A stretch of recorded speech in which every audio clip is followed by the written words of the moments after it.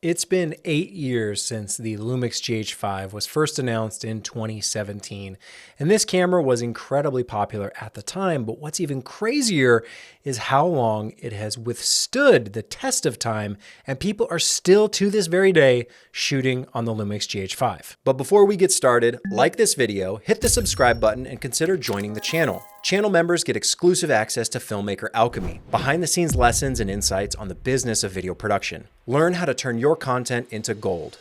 Pretty crazy to think that in 2025, people would still be shooting on the GH5, but they're out there. You can find them on Reddit, in YouTube comments. Maybe you're one of them. Please leave a comment on this video if you're still using the GH5 in 2025, and I can think of a handful of reasons why that might be the case.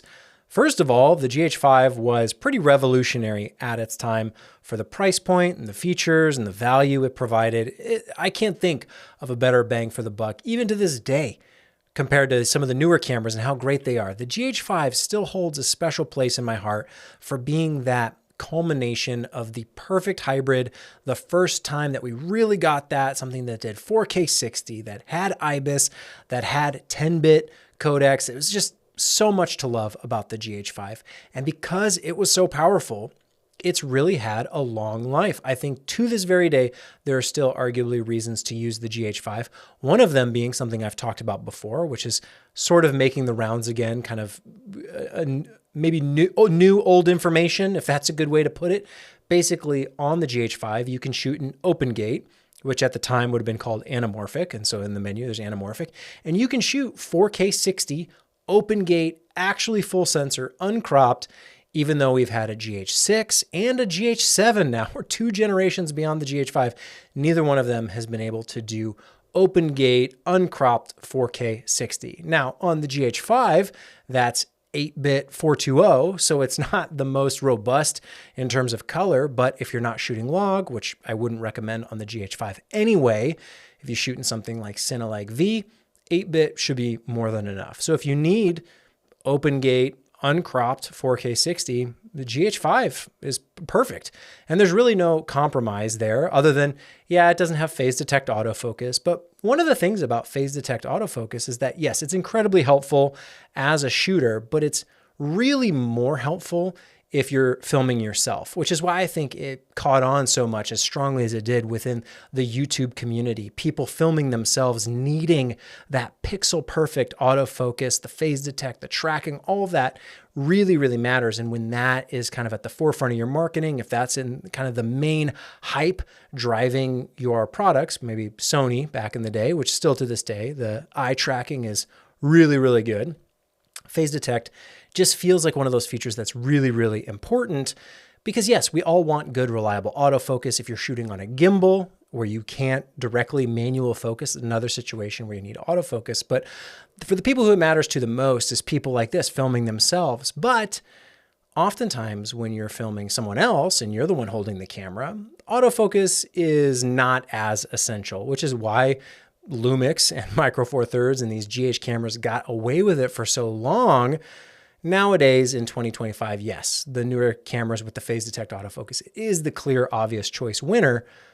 But if you want something like 4K 60 open gate on the GH5, you might be willing to sacrifice the autofocus because the camera can autofocus. It just can't do it continuously very well in video.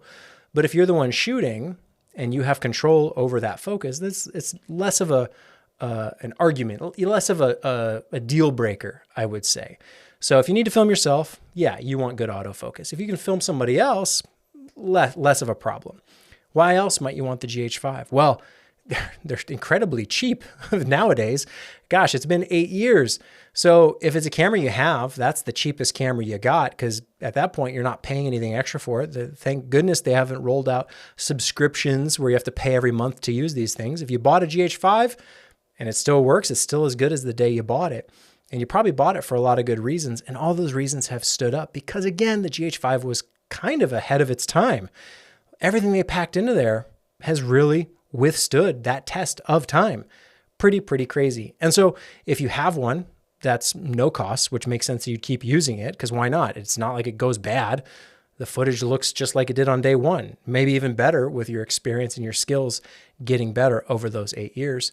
And if you're interested in picking up a camera to get some of these features like rock solid IBIS, like 4K 60 open gate, like a camera body that's, all things considered, pretty small and doesn't overheat. That's the other advantage of the GH5 over things like the GH6 and the GH7, is both the 6 and the 7 got bigger with that fan. And I'm glad that it's there. I'm glad Lumix took into consideration thermal management, proper thermal management, so these things weren't overheating. But what's funny is that the GH5, coming from me, someone who shoots in Arizona, the GH5 never overheated on me. It doesn't have any big bulky box fan on it or anything like that.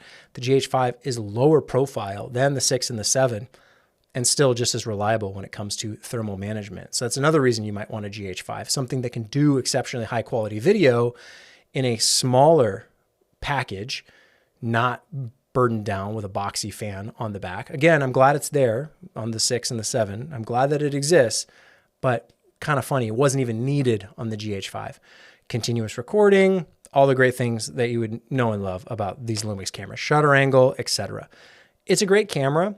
And it's no surprise that people are still to this very day filming with it, taking photos, taking videos, because it just is a rock solid camera. It's one of the few that I can think of from that generation that would still hold up. If you compare the GH5 to its counterparts of the time, something like the Sony A7 II, remember the Mark II, that couldn't do 4K 60. I think that only did 4K. And yeah, it was a low light king, but the megapixels, like GH5, I believe, is 20 megapixels compared to the A7S Mark II. I don't really know that many people still shooting on the A7S Mark II. They all went to the 3, and it was an obvious upgrade, and no one really looked back. I think if you wanted to go pick up an A7S Mark II, that you could, and you could still shoot with it. But I just don't think it has the same staying power as something like the GH5. And I don't know necessarily why that is, other than the Sony stuff really, like, it has gotten better, and the A7S III is certainly an upgrade, whereas like the GH6 is an upgrade, but maybe just not as strong of one. And the GH7 certainly is an upgrade. But again, the GH5, just so powerful, checked so many boxes, and really is that perfect hybrid camera for most shooters. It can't do everything, and it's not going to magically somehow be full frame or magically get continuous autofocus. But in general, it does everything really, really well, and had features that were leaps and bounds ahead of the competition. Whereas, gosh, what was Canon and Nikon doing back then during the GH5 days? We were still doing mirror box cameras. We weren't mirrorless yet with Nikon or Canon. Yeah, Canon had the M mount, but that quickly got phased away. And it wasn't until a few years later, if my memory serves me correctly, that Canon finally rolled out the RF mount, Nikon got the Z mount. Yeah, we're playing in that world now. But a lot of those cameras from back then just wouldn't cut it in today's world in a hybrid model, shooting video and photo combined. There's plenty of old DSLR cameras that still shoot great photos, but arguably so, like, not as great on the video side, just because so many of them were like struggling and lagging behind. None of these companies took video seriously. And so all that stuff is kind of like old and outdated now. Yeah, you can use it for photography, and you probably should. If you're looking to get into photography, or you just want a cheap camera body that'll take great photos, you can pick up some old DSLRs for pennies on the dollar nowadays, because people are trying to get rid of these systems, get rid of these lenses, that sort of thing. So you can find some deals out there and you can scoop up something that'll still do a really good job, just like it did back then, right? But even at the time, and that's what's funny, is that I was saying back then when these things were coming out, these other camera companies that were so focused on photography only, neglecting the hybrid capabilities, neglecting the video. And I said, that's not a good choice. These aren't investments into the future. They're not going to hold up and withstand the market forces that are moving everything to this content creator world, where that's the reason to buy these cameras. You've got Instagram with Reels, you got YouTube with Shorts, you got TikTok. All these things weren't even around back then, but the writing was on the wall. You could kind of see it coming. Things with YouTube and podcasting and just content creation in general has only been going like this. And you can complain about it. You can say how much you hate it, but it is the world that we live in. And so having something like the GH5, if you bought the GH5 back then and you're still using it to this day, I think that's a pretty smart investment. I think it must have paid off for you quite well, considering at the time it was so incredibly affordable.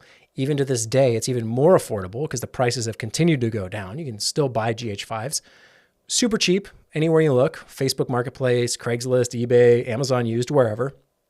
You can still pick them up and you can still use them to do everything we were doing back then ahead of the curve, which is now just the curve that is now. Like we're just on the curve where everyone is kind of doing more or less the same kind of stuff. 4K has obviously become the standard. Gosh, back when the GH4, the GH5 were coming out, it was like 4K, like who needs 4K? 1080p is good enough. Obviously, that has not withstood the test of time. Plenty of people, I don't know anyone, I mean, this is 1080p because of the limitation of the board, but it wouldn't be my choice. If I could shoot everything 4K, I would. And for any of my proper content, I'm always shooting 4K. I don't know anyone still shooting 1080p, aside from if you really don't care about the visual quality and it's just to document it and you're trying to save space, there's always a good reason to shoot 1080p, 720p, or even standard def. Like there's good reasons to do it, but they're never about image quality. They're always about just storage space, hard drives, that sort of thing.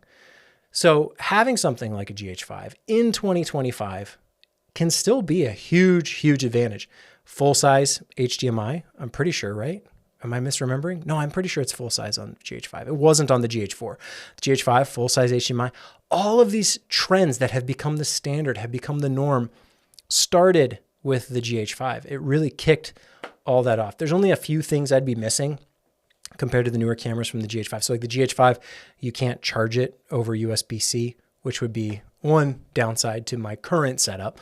That's kind of how I like to function, charging the battery internally via USB-C. But, you know, not a deal breaker, something you can certainly work around. I did back then with the GH5 and could still do it to this day if I had to. So interesting to note. I don't know why I think it's interesting. It just is that there's plenty of people still shooting with the GH5, having a great time. And it's an awesome, awesome camera that really is the antidote, I think in a lot of ways, to the gear acquisition syndrome that a lot of people talk about, where they need the latest and greatest to keep up.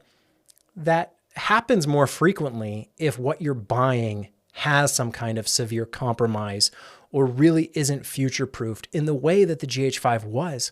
I think there's plenty of GH5 shooters who've looked at all the new stuff coming out going, well, I'm not really getting that much more. Like I already have all that stuff, so I don't need the new thing because I already got it. That's kind of cool. I think more cameras should be like that. Future-proofed in a way that is forward-thinking, is seeing which direction the market's headed and going, here's a product that meets all those needs. We've listened, we've answered, and not only will it sell in the time incredibly well, like the GH5 did. The GH5 sold so well, they made a Mark II version of it, trying to sell more, arguably less necessary than the original GH5. There was also the GH5S, which you can also find if that's something you need in particular, low light capabilities without the IBIS. I think a lot of people weren't willing to make that trade-off, so they just stuck with the original GH5, which good choice. I think that's what I did, and I think that's probably the better way to go. Arguably, people say the GH5S is better image quality. Maybe, who's to say? But in terms of overall features and functionality, I think the original GH5 is probably the way to go. And really cool that it's withstood for so long, even in 2025, even into 2026. I don't know what radical shift would need to happen in terms of resolution demands, dynamic range demands, frame rate demands. The GH5 checks all those boxes and more. So it's still just as relevant, I'd say, in 2025 as it has been. Still usable, still functional. If you want something better, there is the GH6, but like I said, it's a little bit bigger, a little bit bulkier, certainly more expensive on the used market. And now we have the GH7, which is the ultimate culmination of the GH lineup. It is the best GH camera they've ever made, but still limited in terms of 4K 60 open gate, uncropped, not a thing. You can shoot 4K 60 on the GH7 open gate, but it will be cropped. So there's little things like that, and the size. You know, if you're wanting to shoot micro four thirds because it's smaller, because the lenses are smaller, because the bodies are smaller, the GH5 has you covered. And again, doesn't overheat, continuous recording, all the great things. There's so much to love about the GH5. So I'm not surprised or shocked that people are still using it to this very day because it's just that good of a camera.